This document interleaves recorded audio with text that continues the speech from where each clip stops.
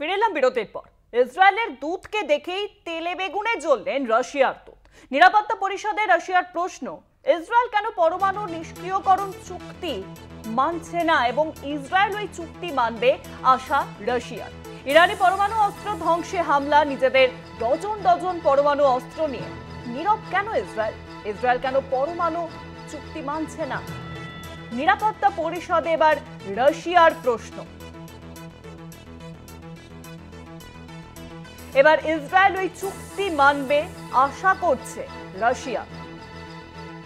ইসরায়েলের দূতকে দেখেই তেলে বেগুনে জ্বললেন রাশিয়ার দূত। নিরাপত্তা পরিষদে রাশিয়ার প্রশ্ন, ইসরায়েল কেন পরমাণু নিরস্ত্রীকরণ চুক্তি মানছে না? এবার ইসরায়েল ওই চুক্তি মানবে আশা করছে রাশিয়া। ইরানি পরমাণু অস্ত্র ধ্বংসে হামলা, নিজেদের ডজন ডজন পরমাণু অস্ত্র নিয়ে নীরব কেন ইসরায়েল?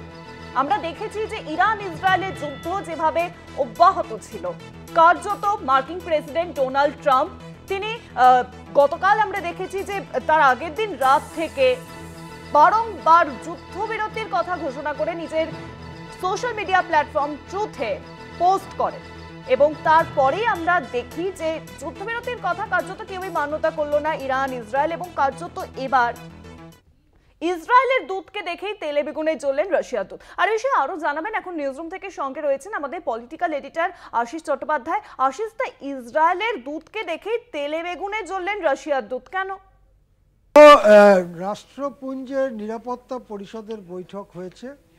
নিরাপত্তা পরিষদের বৈঠক কোনো যুদ্ধের পরিস্থিতিতে যুদ্ধ থামানোর আহ্বান জানাতে পারে, এমনকি যদি মনে করে নিরাপত্তা পরিষদ, তাহলে সেই যুদ্ধ থামাবার জন্য সদস্য রাষ্ট্রগুলোর থেকে সেনা সংগ্রহ করে শান্তিরক্ষী বাহিনীও পাঠাতে পারে, যারা গিয়ে যুদ্ধ বন্ধ করতে পারে। এই ধরনের ক্ষমতা নিরাপত্তা পরিষদের রয়েছে।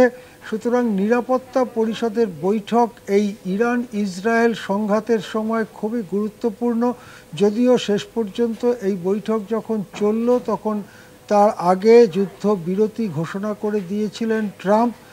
নিরাপত্তা পরিষদের 5 জন পার্মানেন্ট মেম্বার আছে, স্থায়ী সদস্য।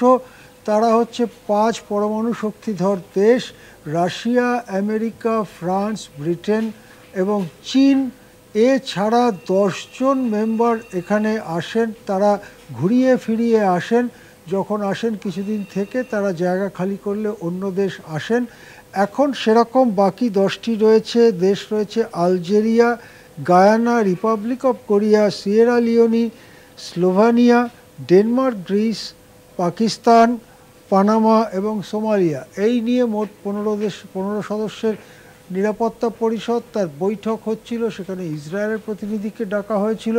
ইসরায়েলের প্রতিনিধিকে দেখেই অত্যন্ত রুষ্ট হয়ে রাশিয়ার দূত তিনি বলতে থাকেন যে ওনাকে দেখছি এখানে এসে বসেছেন, তা ওরা কেন পরমাণু অস্ত্র নিরোধী, পরমাণু অস্ত্র রোধ করবার যে চুক্তি, নিউক্লিয়ার নন প্রলিফারেশন ট্রিটি বলা হয় যাকে, সেই চুক্তিতে কেন ওরা আসছেন না?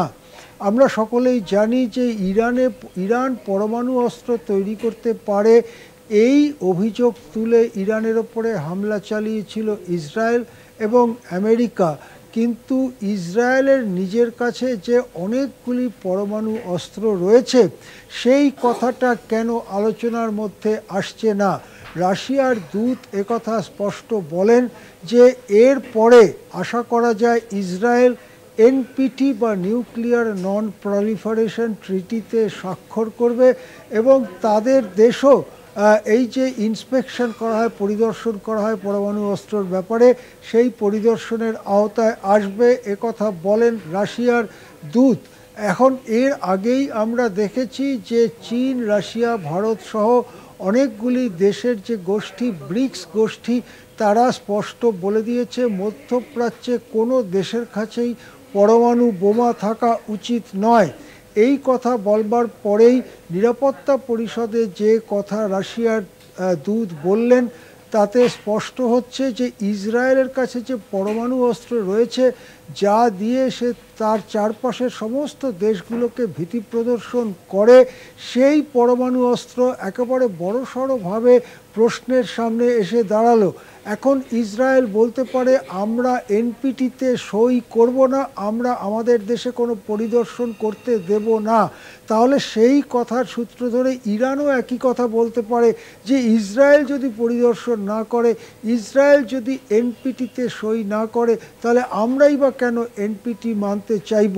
এইভাবে যদি একটার পর একটা দেশ এই কথা বলতে থাকে, তাহলে এই যে নিউক্লিয়ার নন প্রলিফারেশন ট্রিটি, সেটাই প্রশ্নের মুখে পড়ে যাবে এবং দুনিয়া জুড়ে যে কোনো দেশ সে স্মাগল করে হোক অন্যভাবে হোক পরমাণু অস্ত্র বানাতে শুরু করবে, বিশ্বে ভয়ঙ্কর সংকট দেখা দেবে।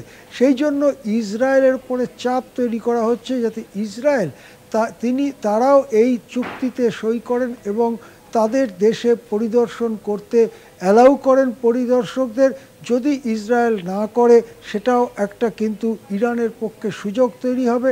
আর ইসরায়েল যদি রাজি হয়, তাহলে প্রকাশিত হবে ইসরায়েলের কাছে কত পরমাণু অস্ত্র আছে এবং তাদের ক্ষমতা কতখানি, এই সব সত্যি প্রকাশ্যে আসবে। এই জন্যই সম্ভবত রাশিয়া এবং ব্রিক্স গোষ্ঠীর দেশগুলো ইসরায়েলের উপরে এই চাপ দেওয়া শুরু করেছে। অনেক ধন্যবাদ আশিস। দ্য নিউজরুমের সঙ্গে ছিলেন আমাদের political editor Ashis Chattopadhyay. Israel কেন পরমাণু নিরস্ত্রীকরণ চুক্তি মানছেন না, এবার ইসরায়েল ওই চুক্তি মানবে আশা করছে রাশিয়া। ইরানি পরমাণু অস্ত্র ধ্বংসে হামলা, নিজেদের ডজন ডজন পরমাণু অস্ত্র নিয়ে নীরব কেন ইসরায়েল? আমরা যে কারণে দেখেছিলাম যে ইরানের উপর হামলা চালায় ইসরায়েল, যে ইরান পারমাণবিক শক্তিধর দেশ হতে চলেছে, তারা পারমাণবিক অস্ত্র নিয়ে গবেষণা করছে, এর জেরেই কিন্তু ইসরায়েল হামলা চালায় ইরানের উপর। রাইজিং লায়ন বলে সেই হামলা চালানো হয় এবং পাল্টা ইরানও চুপ করে থাকেন, ইসরায়েলের উপর হামলা চালায়। কিন্তু তাদের মূল বক্তব্য ছিল যে ইরান যেন কোনোভাবেই পারমাণবিক যে গবেষণা করছে তা স্থগিত করে দেয়, সেই জন্য। কিন্তু তাহলে ইসরায়েল কেন সেই চুক্তি মানছে না? ইসরায়েল নিজেদের পারমাণু শক্তি কতটা রয়েছে সেটা কেন সামনে আনছেন? এবার রাশিয়ার তিনি কিন্তু এই রাশিয়ার তরফ থেকে এই দাবি করা হলো।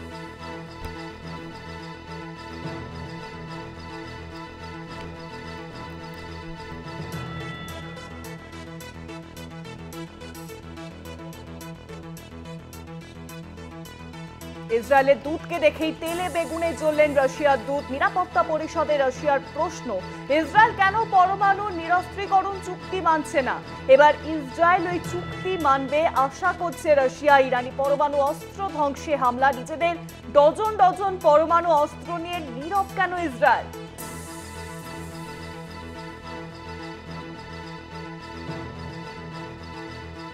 ইসরায়েলের দূতকে দেখেই এবার চটলেন রাশিয়ার দূত।